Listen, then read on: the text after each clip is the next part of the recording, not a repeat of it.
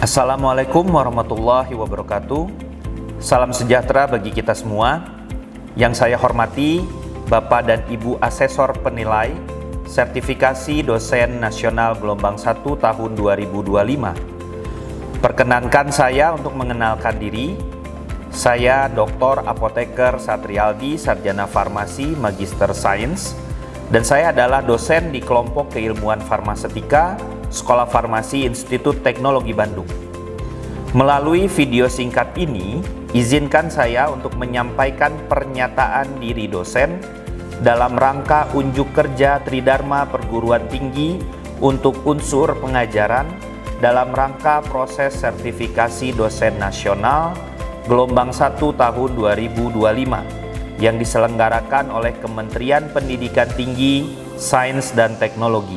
Pada video ini, saya akan menunjukkan salah satu proses pengajaran yang saya lakukan untuk mata kuliah wajib opsi farmasetika di program studi Magister Farmasi Sekolah Farmasi Institut Teknologi Bandung. Mata kuliah yang dimaksud adalah mata kuliah FA 5032 Kimia Fisika Permukaan dengan beban SKS sebanyak 3 SKS. Mata kuliah ini dilaksanakan menggunakan metode Student Center Learning dengan mengedepankan keterlibatan aktif dari mahasiswa melalui proses pembelajaran yang eksploratif dan interaktif dengan memperbanyak proses penelaahan dan juga diskusi bersama mengenai temuan-temuan terkini yang terkait dengan topik pengajaran.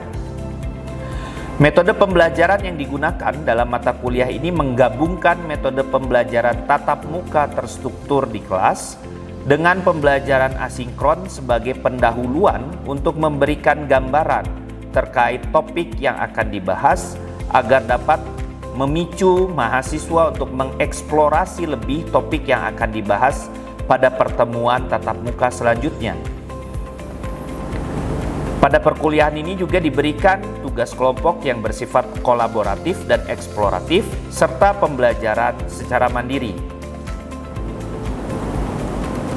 Mata kuliah FA 5032 ini terdiri dari 6 bahan kajian utama terkait peran sifat kimia fisika permukaan dalam bidang farmasi yang meliputi yang pertama bahan kajian terkait surfaktan, yang kedua bahan kajian terkait emulsi dan nanoemulsi, yang ketiga bahan kajian terkait suspensi dan dispersi koloidal, yang keempat ini adalah bahan kajian yang saya ampu untuk mata kuliah ini terkait konsep interaksi sifat permukaan nanopartikel dengan membran biologis khususnya untuk keperluan sistem penghantaran obat. Yang kelima ada bahan kajian terkait metode karakterisasi permukaan padat, dan yang terakhir bahan kajian terkait interaksi padatan dengan lembab pada permukaan. Adapun capaian pembelajaran mata kuliah atau CPMK yang diamanahkan kepada mata kuliah ini meliputi yang pertama, mahasiswa mampu menerapkan konsep modifikasi sifat permukaan cair-cair dan padat cair untuk mengatasi permasalahan farmasetika. Yang kedua, mahasiswa mampu mengevaluasi interaksi komponen formulasi pada permukaan, antar muka, dan juga membran tubuh.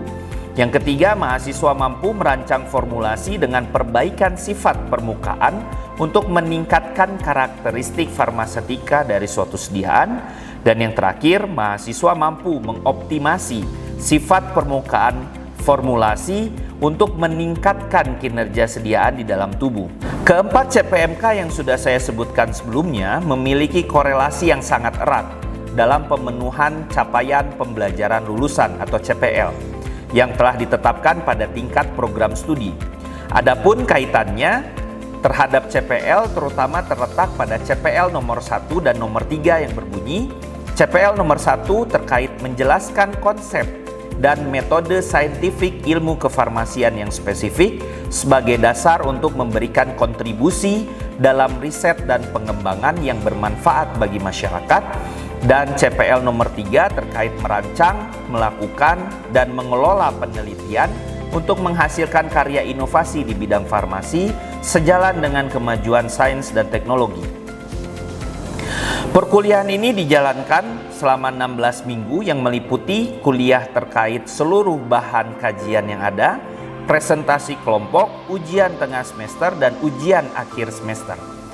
Terkait proses monitoring, evaluasi, serta umpan balik yang dilakukan melalui asesmen dalam bentuk ujian tengah semester dan ujian akhir semester, serta presentasi tugas yang diberikan. Pada pertengahan masa perkuliahan dan juga pada akhir perkuliahan, mahasiswa diminta untuk memberikan feedback atas proses pembelajaran yang telah dilaksanakan. Dan feedback ini digunakan oleh tim pengajar sebagai bahan untuk perbaikan perkuliahan secara menyeluruh di semester berikutnya. Perkuliahan ini juga memanfaatkan secara penuh fasilitas Learning Management System atau LMS yang dimiliki oleh ITB yang bernama EduNext untuk mendukung proses pembelajaran interaktif, eksploratif, dan kolaboratif. Mahasiswa dapat mengakses seluruh materi perkuliahan melalui LMS ini. Pada video pengajaran kali ini, saya ingin menampilkan salah satu video pengajaran asinkron yang telah saya buat untuk topik interaksi nanopartikel dengan membran sel yang merupakan bagian dari bahan kajian terkait konsep interaksi sifat permukaan nanopartikel dengan membran biologi, khususnya untuk keperluan sistem penghantaran obat. Video pengajaran asinkron ini saya rilis 1 minggu sebelum perkuliahan tatap muka di kelas untuk topik yang sama dengan tujuan agar mahasiswa dapat mempersiapkan dirinya untuk mengikuti pembelajaran secara tatap muka untuk topik tersebut. Sehingga pembelajaran tatap muka yang kita laksanakan di kelas itu dapat difokuskan pada proses diskusi tentang topik terkait. Demikian pengantar terkait video singkat ini saya buat. Selanjutnya saya akan menampilkan video pengajaran asinkron seperti yang telah dijelaskan sebelumnya. Selamat mengikuti. Assalamualaikum warahmatullahi wabarakatuh. Selamat bergabung di perkuliahan asinkron FA 5032 Kimia Fisika Permukaan. Saya Satrialdi dan pada perkuliahan asinkron kali ini kita akan membahas salah satu topik yang menarik terkait interaksi nanopartikel dengan membran sel dengan fokus bahasan terletak pada sifat kimia fisika permukaan dari nanopartikel yang berpengaruh terhadap interaksi tersebut. Perkuliahan asinkron ini bertujuan sebagai kuliah persiapan untuk kuliah tatap muka yang akan kita adakan di minggu depan dengan topik yang sama. Harapannya dengan adanya kuliah asinkron ini, mahasiswa dapat mempersiapkan dirinya dengan belajar mandiri terkait topik yang akan disampaikan ini, agar nanti ketika kita melakukan perkuliahan tatap muka di minggu depan, kuliah tersebut dapat dilaksanakan dengan lebih fokus pada diskusi terkait topik yang akan kita bahas pada hari ini. Dalam beberapa dekade terakhir, nanoteknologi telah berkembang secara pesat menjadi suatu strategi yang menjanjikan dalam mengatasi berbagai permasalahan teknologi pada berbagai bidang ilmu, salah satunya di bidang ilmu kita, bidang biomedis. Nanoteknologi didefinisikan sebagai suatu proses desain, karakterisasi, produksi, dan aplikasi dari suatu struktur, alat, maupun sistem dengan cara kita kontrol ukuran dan bentuknya pada skala nanometer. Karena ukurannya yang sangat kecil ini, nanopartikel yang merupakan produk dari nanoteknologi memiliki karakteristik yang sangat berbeda dari material yang berukuran lebih besar. Karena rasio permukaan terhadap volumenya yang sangat tinggi, menyebabkan peningkatan dalam reaktivitasnya, perubahan sifat optik, dan juga perubahan berbagai sifat mekanis lainnya. Dalam konteks sistem penghantaran obat, perlu digarisbawahi bahwa efek yang menguntungkan maupun efek yang merugikan dari penggunaan nanoteknologi ini sangat bergantung pada bagaimana interaksi antara nanopartikel dengan sel target, baik pada level selular maupun pada level subselular. Pada gambar yang ada pada slide, kita bisa lihat berbagai aplikasi nanoteknologi dalam bidang medisin dan juga biologi. Oleh sebab itu, silakan mahasiswa dapat mencari contoh penerapan nanoteknologi pada masing-masing aplikasi yang ada pada slide tersebut. Berikut ini adalah beberapa produk obat berbasis nanoteknologi yang telah disetujui oleh FDA dari Amerika untuk digunakan secara luas dalam clinical setting. Beberapa platform nanoteknologi yang digunakan diantaranya ada lipid base, ada polymer base, dan juga ada bahan-bahan anorganik. Produk yang paling baru yang menggunakan nanoteknologi yang muncul pada periode pandemi COVID-19 yang lalu adalah vaksin COVID-19 berbasis mRNA yang dikembangkan oleh BioNTech, Pfizer, dan juga Moderna menggunakan suatu sistem lipid nanopartikel. Produk-produk ini merupakan bukti nyata bahwa penerapan nanoteknologi di bidang farmasi sudah dapat direalisasikan untuk penggunaan secara klinis, bukan lagi pada skala proof of concept. Berikut ini adalah ilustrasi sederhana terkait proses perjalanan nanopartikel dari sejak diadministrasikan, lalu masuk ke dalam sirkulasi darah, hingga nanopartikel tersebut terakumulasi pada sel target, mengalami internalisasi ke dalam sel, hingga dia melepaskan obat yang dibawanya ke dalam target kerjanya. Prosesnya tentu saja sangat kompleks dengan berbagai barrier biologik yang perlu dilewati dalam setiap prosesnya. Dan keseluruhan proses ini sangat bergantung pada sifat kimia fisika permukaan dari nanopartikel tersebut, sehingga desain rasional perlu dilakukan untuk meningkatkan efisiensi penargetan dan juga meminimalisasi efek samping. Proses interaksi antara nanopartikel dengan membran sel dapat terjadi melalui proses adesi maupun rekognisi. Proses adesi dapat terjadi secara non-spesifik, dalam artian permukaan nanopartikel memiliki afinitas tertentu terhadap membran sel sehingga nanopartikel tersebut dapat menempel pada permukaan membran sel tersebut. Sedangkan proses rekognisi memerlukan perantara untuk pengenalan. Perantara di sini bisa berupa targeting ligand yang sengaja kita tautkan pada permukaan nanopartikel sehingga dia dapat berinteraksi secara spesifik dengan reseptor yang ada pada permukaan membran sel. Atau bisa juga pengenalan ini diperantarai oleh protein korona, di mana protein korona ini merupakan salah satu fenomena yang alamiah terjadi ketika nanopartikel berada di dalam sirkulasi sistemik, maka nanopartikel tersebut dapat mengadsorpsi berbagai macam protein ke permukaan nanopartikel tersebut sehingga membentuk yang disebut dengan protein korona. Rekognisi melalui targeting ligands merupakan salah satu dasar pengembangan sistem penghantaran obat bertarget secara aktif atau dalam bahasa Inggris kita sebut dengan active targeting. Beberapa targeting ligands sudah banyak digunakan untuk tujuan ini. Contohnya misalnya Herceptin gitu ya. Herceptin di mana reseptor untuk Herceptin ini dia diekspresikan berlebih pada beberapa kondisi patologis. Salah satunya adalah kanker.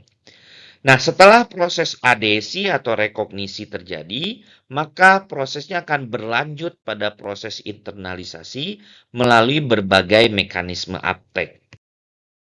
Mekanisme utama dari suatu nanopartikel dapat terinternalisasi ke dalam suatu sel adalah melalui mekanisme endositosis. Endositosis sendiri memiliki banyak mekanisme turunan lainnya. Antara lain ada fagositosis, ada clathrin dependent endocytosis, caveola mediated endocytosis, macropinocytosis, dan juga caveola and clathrin independent endocytosis. Bagi mahasiswa yang mengikuti perkuliahan ini, dipersilahkan untuk mempelajari lebih lanjut terkait karakteristik dan juga perbedaan dari masing-masing mekanisme endositosis tersebut, dan nanti kita akan bahas lebih detail pada pertemuan minggu depan. Salah satu hal yang terpenting terkait proses internalisasi nanopartikel ke dalam sel adalah bagaimana kita bisa melakukan elusidasi jalur masuk ke dalam sel. Untuk melakukannya, pada prinsipnya kita bisa menggunakan metode inhibisi terhadap masing-masing jalur endositosis menggunakan berbagai macam inhibitor yang spesifik seperti penelitian yang pernah kita laksanakan di Sekolah Farmasi ITB seperti yang tertera pada slide. Nah, proses elusidasi ini lebih lanjut kita akan bahas secara lengkap dan detail pada pertemuan selanjutnya di minggu depan. Setelah proses endositosis terjadi, nanopartikel kemudian akan terenkapsulasi atau terjerap ke dalam suatu vesikel yang umumnya kita sebut dengan endosom. Endosom secara alamiah akan berkembang mulai dari early endosom hingga late endosom sambil membawa nanopartikel yang terperangkap di dalamnya. Akhir dari perjalanan endosom ini adalah terjadinya fusi dengan organel lisosom yang akhirnya dapat menyebabkan terjadinya degradasi nanopartikel di dalam lisosom tersebut. Untuk itu, sebelum terjadi proses fusi antara late endosom dengan lisosom, maka nanopartikel hendaknya memiliki kemampuan untuk keluar dari endosom tersebut. Proses keluarnya nanopartikel dari endosom kita sebut dengan proses endosomal escape.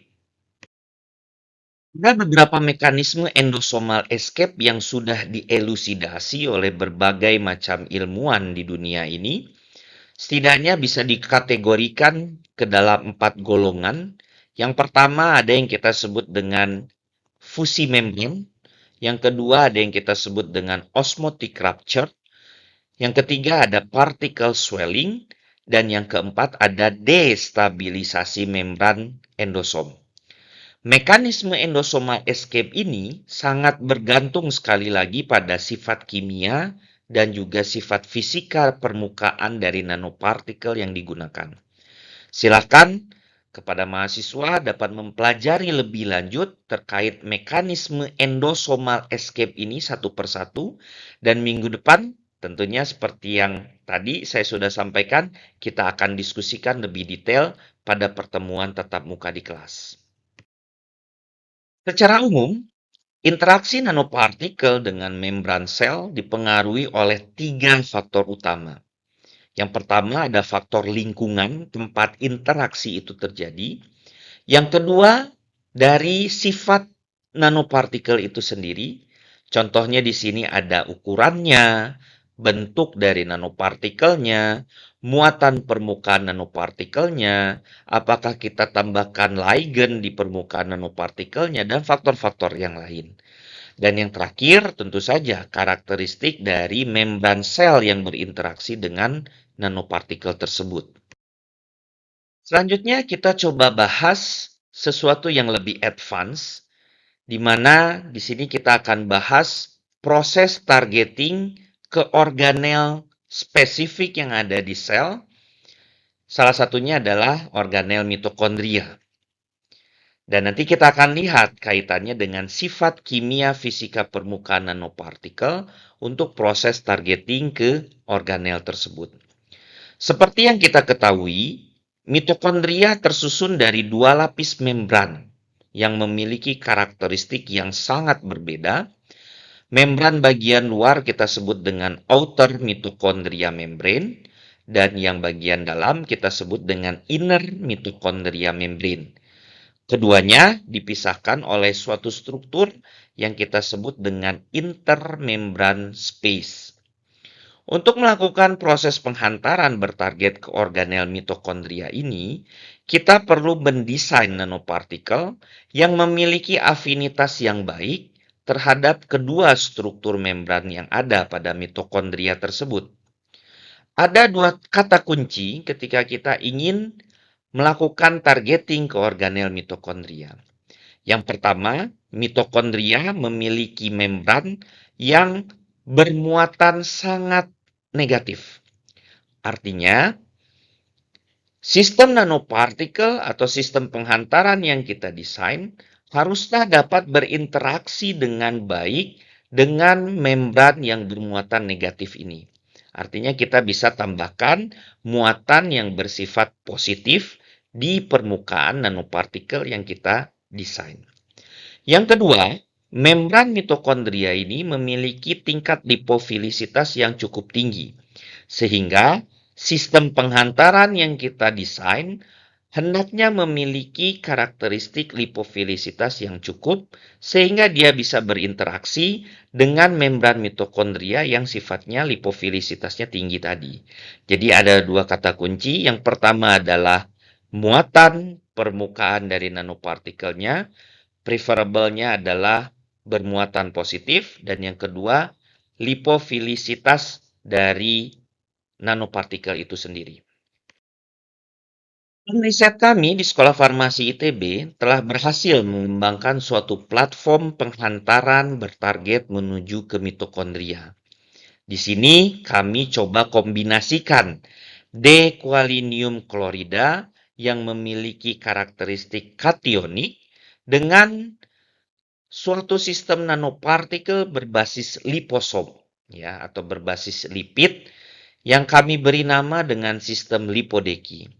Seperti yang bisa kita lihat dalam slide, kita bisa lihat bahwa terjadi akumulasi yang cukup signifikan di dalam mitokondria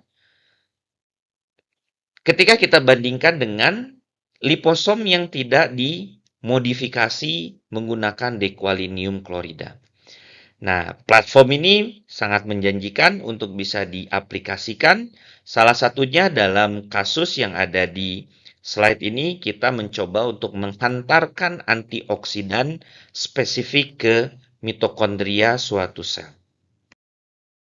Selain itu, sebelumnya tim riset dari Jepang juga telah berhasil mengembangkan suatu platform liposom yang dapat bertarget atau dapat menghantarkan suatu molekul ke mitokondria yang disebut dengan sistem mitoporter yang mengusung konsep elektrostatik dan membran fusion. Penjelasan lebih lanjut terkait sistem penghantaran bertarget mitokondria ini, ya, termasuk tadi lipodeki, mitoporter, dan sistem-sistem yang lain, itu kita akan bahas lebih detail pada pertemuan minggu depan. Demikian kuliah asinkron ini saya sampaikan sebagai bahan awal untuk persiapan perkuliahan tatap muka di minggu depan. Kepada seluruh mahasiswa yang mengikuti perkuliahan ini, dipersilakan untuk melakukan pembelajaran mandiri terkait topik kuliah sebagai persiapan untuk kegiatan diskusi yang insya Allah akan kita laksanakan secara tatap muka di minggu depan. Saya ucapkan terima kasih atas atensi yang diberikan, dan wassalamualaikum warahmatullahi wabarakatuh. Demikian video pengajaran asinkron untuk topik interaksi nanopartikel dengan membran sel yang berfokus pada pengaruh sifat kimia, fisika permukaan nanopartikel terhadap interaksi tersebut. Dengan ini berakhir juga video singkat terkait pernyataan diri dosen dalam rangka unjuk kerja Tridharma Perguruan Tinggi untuk unsur pengajaran. Saya ucapkan terima kasih dan apresiasi yang setinggi-tingginya kepada Bapak dan Ibu Asesor Penilai. Sampai jumpa dan wassalamualaikum warahmatullahi wabarakatuh.